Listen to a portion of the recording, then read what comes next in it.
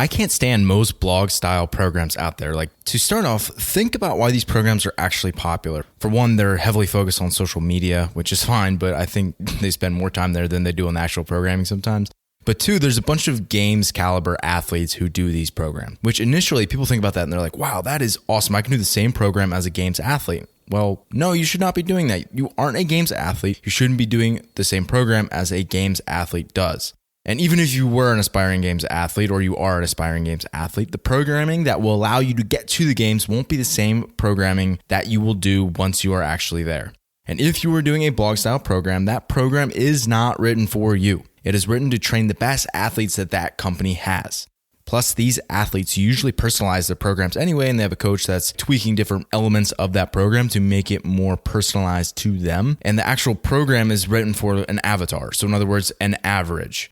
So someone who's not too tall, someone who's not too short, someone who's not too weak but not super strong, someone who has kind of a normal limiters. They have average conditioning. They need to work on a little bit of everything. And it's like, that's where no one is. Anyway, in this episode, I'm not just going to rant on this the whole time. I'm going to talk about how I recommend programming for groups.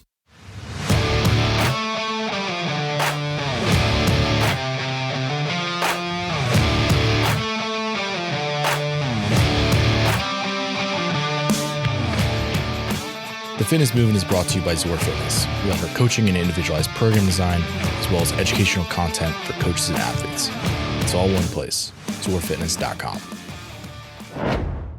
So first, what is programming for groups? This could be CrossFit affiliate classes that you're doing X number of times per week. It could be if you're at like a studio gym, YMCA, just a commercial gym where you're doing like HIIT classes, boot camp, functional fitness circuits, whatever they want to call it. This could be where you're doing these things on your own, like individual programming where it's not individual, but it's that blog style. Again, Misfit, CompTrain, Invictus, Mayhem Athlete, those would all be examples of that. Or worse, the individual athlete programs where basically every single games athlete puts out their programming. It's like, hey, do my program. Just don't do that. Like if someone puts out their programming and this is what I do, you shouldn't be following that. So don't do that.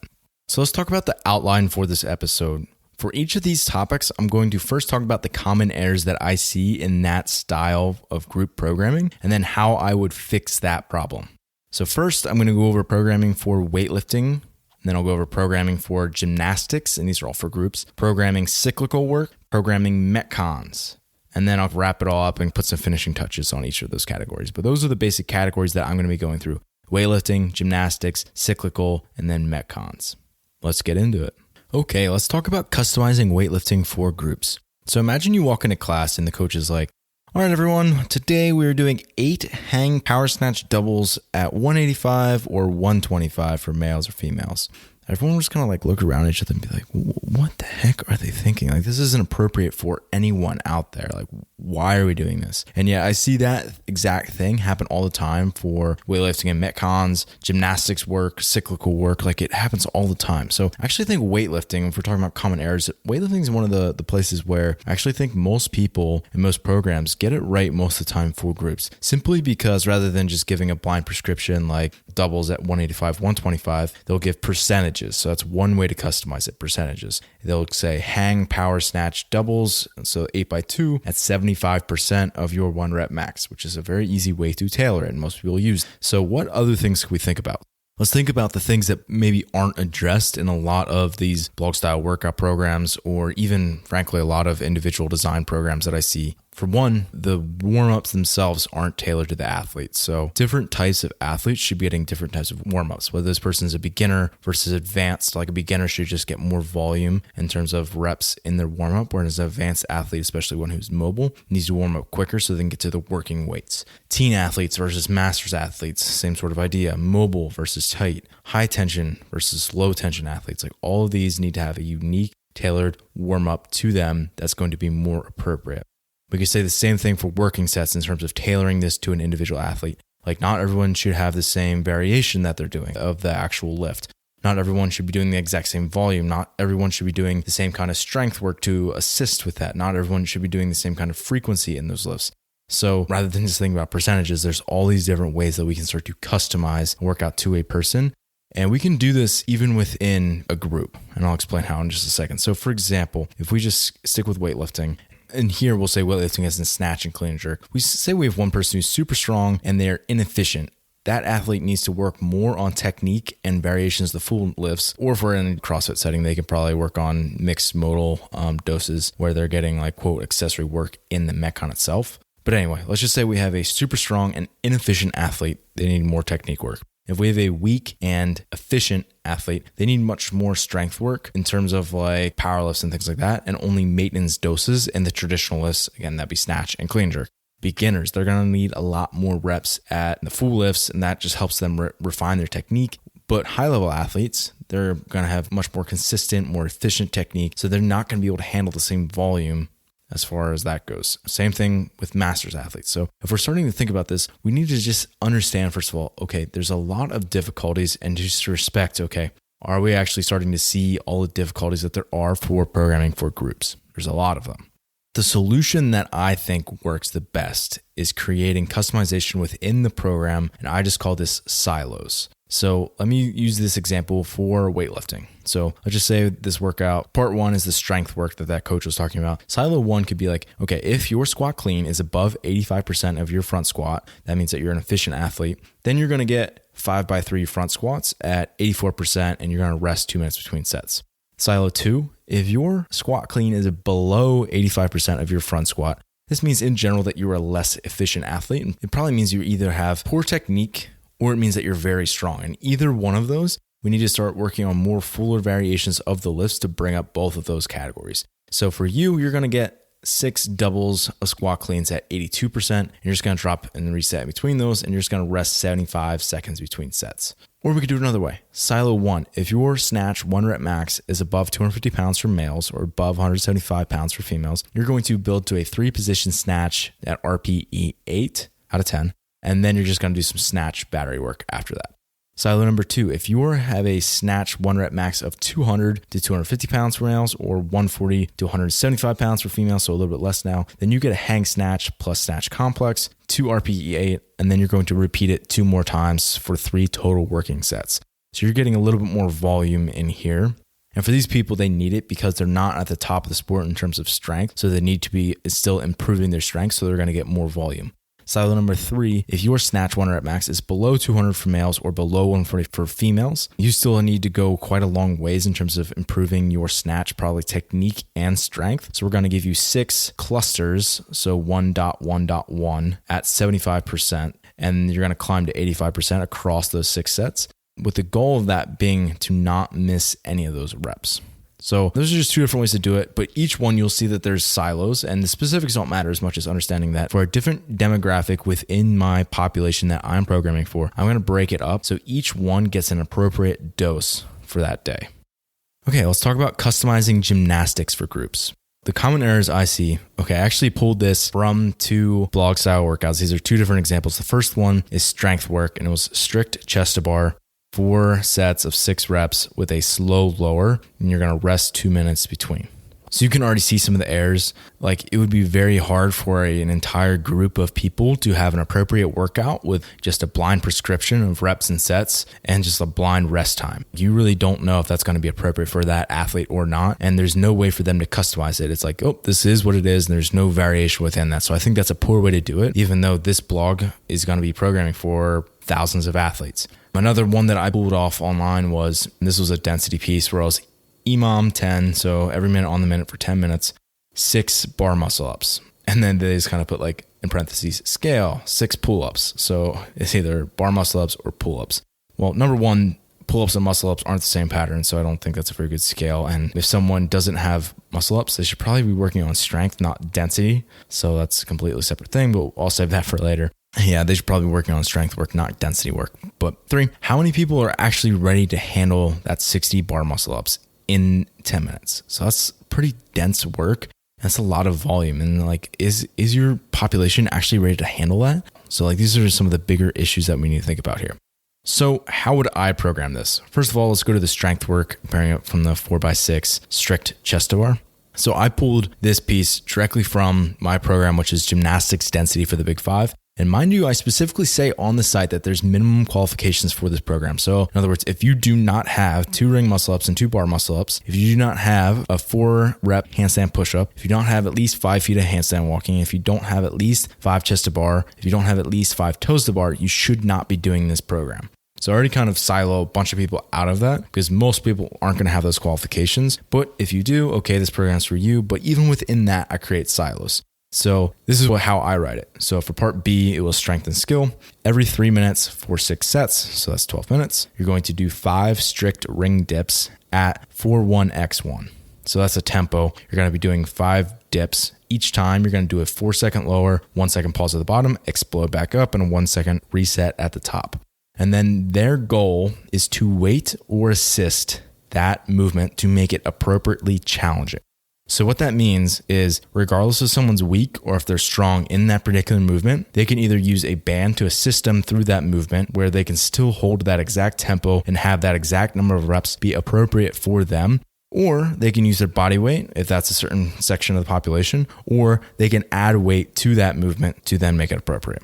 We might see one athlete using a little purple band. We might see another one using a really small orange band. We might see another one doing it with body weight. We might see another one holding a 30-pound dumbbell between their feet. And that would be appropriate for each one of those. And it's a simple way to silo some of this. So if we compare the density work now, so that was an EMOM, 10 minutes, 6 bar muscle ups was the workout. Here I'm pulling from gymnastics density for the big 5. This is a different day. B, strength and skill. It was a 12-minute EMOM. And here I have between 30 and 40% of your rep max for bar muscle ups. So that's the dosage you're getting. It's a percentage-based thing based on someone's rep max. It is not based on a blind number.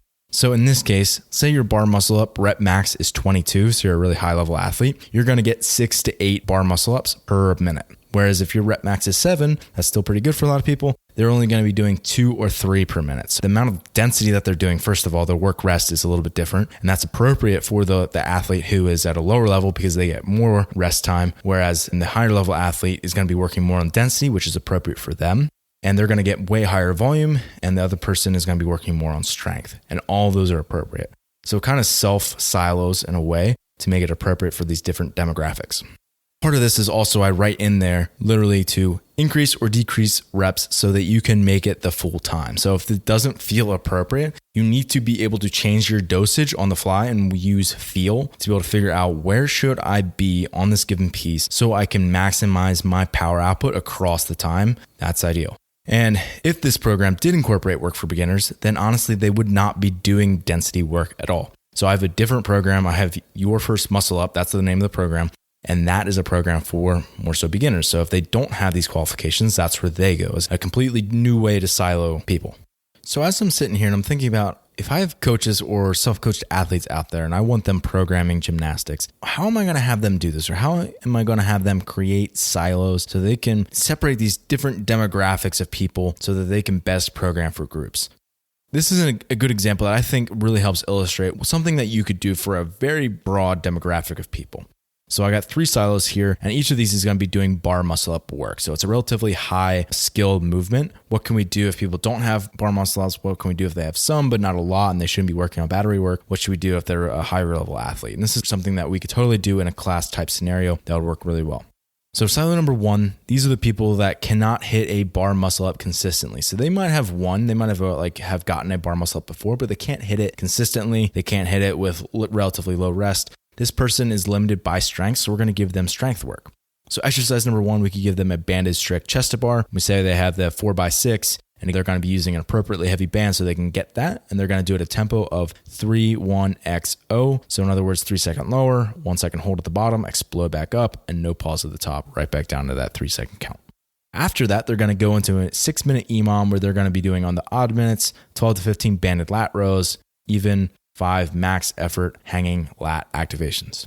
And just so you know, if you don't know what these exercises are, because often I speak my own language here, all this is outlined in the show notes. I have all these examples written out, and I'll also link out to demo videos. So if you go to zorfitness.com/podcast/006, this episode number, you're going to get all of this information. So just go there, check it out. By the way, I include all these videos for all of my athletes who are doing my programming. So that way it's not just like a vague thing of like I give them something and they don't know what to do. I link to my specific video of me explaining how to do these workouts. Anyway, silo number 2. This is a person now that has a bar muscle up rep max between 2 and 5. So they can consistently hit at least 2 consecutive reps of bar muscle ups. They're going to start off doing more drills and then they'll also go into some strength work. So they'll start off with bar muscle up mount drills and they're going to be doing 3 sets of clustered doubles. And then they'll move into every 75 seconds for 6 sets. They're going to do a mount plus hips to bar, which is just another kind of straight arm pulling drill, but it's a little bit more dynamic, involves a little bit more skill. And then they'll move into banded strict chest to bar. So just like the beginners, but now we're having a higher rep scheme. So I want them doing 15 to 20 reps and picking a band that allows them to get into that rep range. Silo number 3, these are the people that are at a higher level. They can do at least 5 bar muscle ups. So here they're going to be doing every 90 seconds for 7 sets. They're going to be doing 40 to 45% of your bar muscle up rep max.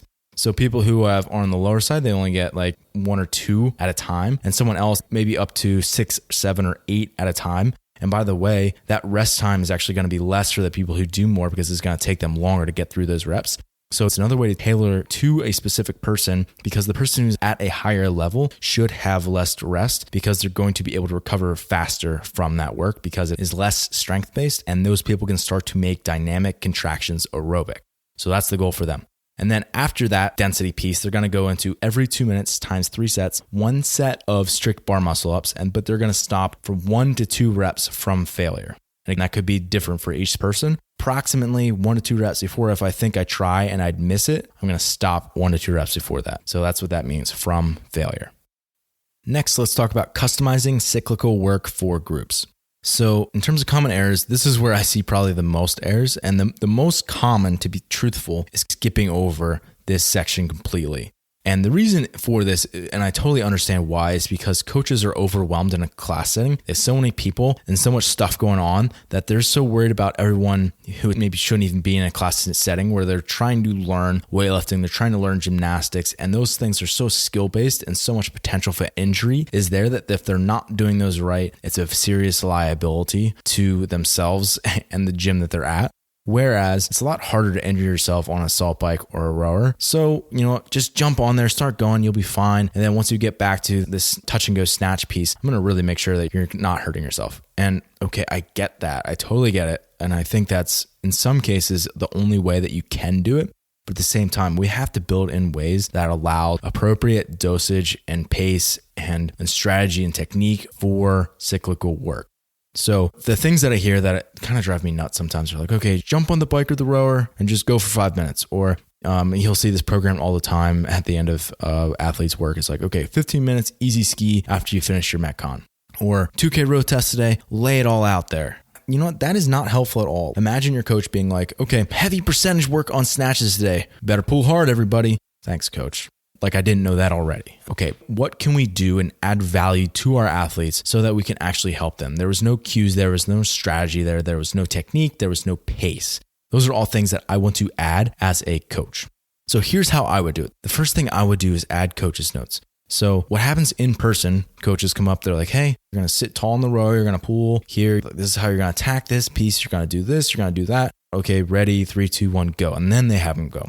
Whereas with online, so many times I just see that coaches write what they're supposed to do, but they don't write how they're supposed to do it. So they don't provide the strategy or the cues that they need for that athlete to perform their best on that given day.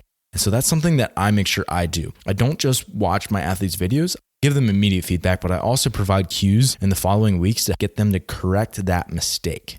Or if I see them like in some movement error, what can I do or what things can I have them manipulate their performance to be able to get the result I want out of it? So what I'll do is I'll provide cues. So if I'm running a rower piece, sit tall, have nice long pulls, stay rigid in the catch, and I want you using a 1-to-1 breath ratio or a 2-to-1 breath ratio. I provide strategy. So I want you to get up to speed quickly, then you can settle down in your pace between 750 meters and 1500 meters in that 2K. That's the mentally hard part. You're going to have to push it, but then you have to wait to kick until 300 meters are left. Then you can lay it all out there. I provide technique. So explaining how to use bidirectional versus tridirectional power output for the air bike. That'd be a good example. I could provide pace. So I want you to start at your 5K time trial pace per 500 meters minus 6 to 8 seconds. And then you can deviate from there after you're halfway through the workout. So let's talk about paces for a second. In order to write paces, you need to have done a few basic tests. So for example, for an athlete, maybe they've done a 2K row or a 5K row. Maybe they've done a max wattage test on an assault bike or a 10-minute max cal test on the assault bike. They've done a 5K run or a mile time trial run. Just a few basic energy systems tests so that you can actually start to program for them appropriately. And that's something I highly recommend because paces are a big part of this puzzle. So I'm going to go into 3 different examples. I'm going to start with rowing, I'm going to go into running, and then I'm going to end with the air bike. This is a way to automatically create silos or individualization within your program and programming for a wide range group. So to start with rowing, let's just say this was 2-minute row intervals at a 5K time trial pace plus 3 to 4 seconds. So in other words, if their pace for their 5K was a 2 minutes per 500 meter pace, they'd be row between a 2:03 and a 2:04 for that 2-minute interval. And I also provide things like I want you to stay between a 26 and 30 stroke rate on the rower. I want you to hold to a 1-to-1 breath to stroke ratio on the rower. I want you to return to nasal breathing during your rest intervals as quickly as possible after you're finished with that piece. Things like that. Next, let's say it's a 2-mile run piece. And let's say it's a 2-mile run buy-in for this workout. Okay, I want you to aim for your 5K time trial mile pace. So your pace per mile, say it was 8 minutes per mile. I want you to subtract 10 to 12 seconds from that. That would be a 7:48 to a 7:50 pace per mile. And that's what I want you to hold over those 2 miles. I want you to start at a 1 to 3 breath to step ratio. AKA you're just going to breathe in for 3 steps and then you're going to breathe out for 3 steps. So inhale 3 steps, exhale 3 steps. And that's what I want you to hold to. And I don't want you to deviate from that until you get to the 3/4 of a mile mark. At that point, you can start to move away from that. If you need to, you can move to like a 2-3 or whatever. But you cannot deviate from that until you get to the 3/4 of a mile mark. Lastly, air bike, and I explained this in detail in episode 5, but remember, the stronger the athlete, the faster they can do damage. So you need to have a powerful athlete do less work. So the workout is every 2 minutes for 6 intervals, so 12 minutes. You're going to do a sprint for 12 seconds if your peak wattage is above 1500. You're going to sprint for 15 seconds if your peak wattage is between 1000 and 1500. You're going to sprint for 20 seconds if your peak wattage is between 600 and 1000. And you're going to sprint for 25 seconds if your peak wattage is below 600. Or if they're doing a sustainable pace, something like this might work. In this piece, I want you to hold your wattage on your 10-minute test pace minus 20 to 30 watts. So your average wattage for the 10-minute test was 300. Okay, you're going to hold a 270 to a 280 watts in that range over the course of that piece. So lastly, let's talk about customizing mixed modal work for groups. I see common errors in this all the time, and I think this is easiest explained if I put what I would do versus what I commonly see side by side. Really, what's going to happen here is I'm going to take elements from the weightlifting, from the gymnastics, from the monostructural or cyclical pieces, how I'm going to silo those different groups. I'm just going to put it onto each one of those columns as it's appropriate for. So I'll explain it in a scenario and it'll make more sense. Say a workout is 3 rounds of 21 calorie row, 15 chest to bar pull-ups, and 9 deadlifts at 275 for males, 195 for females. That's a common workout that you might see in a class setting. What I would do instead to make it more appropriate for more people is I would take it 3 rounds, 21 calorie row, and I want you to hold your 5K time trial pace plus 6 to 10 seconds. I want you to do 30% of your rep max for chest to bars. And I want you to do 9 touch and go deadlifts at 60% of your 1 rep max. They're going to be appropriate for everyone in that class setting rather than being like, okay, and these are all the scales and this is what I want you building back to. This is what I want you to do. So another example here that I think would be appropriate would be 5 rounds for time, 400 meter run at RPE 7. So in other words, 70%. And then you're going to do 12 unbroken handstand push-ups. And if you're confident that you can do all of those unbroken each round, then you can add it being strict or deficit. And then you're going to do a max set of unbroken ring muscle ups. And this is something that would more so right for like a blog type setting where it's going to be more competitors because more people are actually going to be able to do those unbroken handstand push-ups. And then between those rounds, so again, it was 5 rounds for time. In between those rounds, I want you to rest 1-to-1 between rounds. So in other words, the time it took you to do that, you're going to rest that long before you start the next round again. So say it took you 1:45 seconds to get through that round, you're going to rest 1:45 seconds before you start the next round. So if someone's in really good shape, maybe they do 1:30. If someone's hurting a little bit that day and they do 3 minutes, both of them are going to get to tailor that workout where the fit person gets only 1:30 seconds rest, where the person who's not as fit might get 3 minutes.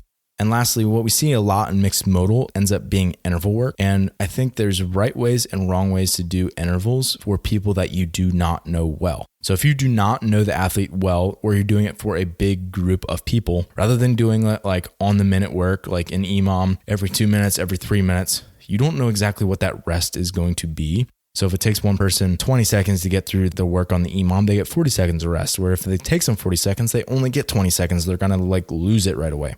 So rather than doing that, have them rest for a set amount of time. So instead of an on the minute scenario, have them rest 45 seconds, or have them rest 60 seconds, have them rest 2 minutes, 3 minutes. And in that way, you can control exactly what their work rest ratio is. However, if you're in a class setting, sometimes that's hard. If you want everyone going at the same time, what you have to do then is to start to cap people at a certain time. So I do not want you working more than 25 seconds out of this minute. If you're working more than that, you have to scale back the reps. Or you can just say, I want you working for 25 seconds every minute on the minute. But either way, you have to determine what that work rest ratio is for people that you do not necessarily know their fitness level, or that you know that there's going to be a diverse fitness level in that group. The last thing I want to leave you with is, if Zor, or if I published a blog style workout plan, what things would it include? So rather than just having all these errors that I see blog style programs have, what things would I do to kind of change that up and to make it ideal for every single person? Number one, I would have silos for each different type of athlete, and that would get really time consuming and detail oriented, but you have to have all these different silos because not everyone is the same. And the more you can do that, the more it's going to benefit different types of athletes. I would also include coaches' notes. So this would include cues. It would include how to attack certain pieces, like mindset, like pace, based on their actual testing that they've done previously, like 5K times, things like that. I would also include instructional videos. So it doesn't just show the movement and demo it, but also explains the things that you should be thinking about, different variations that could be appropriate, all that kind of stuff. And then lastly, explanations for the intention of certain pieces. So not just what are you doing, but why are you doing it? So why don't all the blogs out there do this? Well, frankly, it's hard, it's time consuming, and it can be a bit confusing, and it takes a lot of thought. And that's the reason I think most people just choose not to do it, or they just don't know to do it. And they don't understand how it can be inappropriate for most people. So I'd really like to see a lot of blog style workouts really go this route of taking on different silos of people, rather than giving an entire population of people the same workout, rather than just having the fast adapters and people that can handle the stress rise to the top, and then everyone else kind of getting left by the wayside. I think that's a real travesty for the people that get left behind. Thanks for listening today. If you're someone who just started listening to the show, I would encourage you to subscribe so you can stay up to date. If you're someone who's been listening for a while, I would encourage you to rate and review the show. And lastly, the best thing that you can do to support our work is also the best thing that you can do for your performance. And that is by hiring one of our coaches. Until next time, stay the course.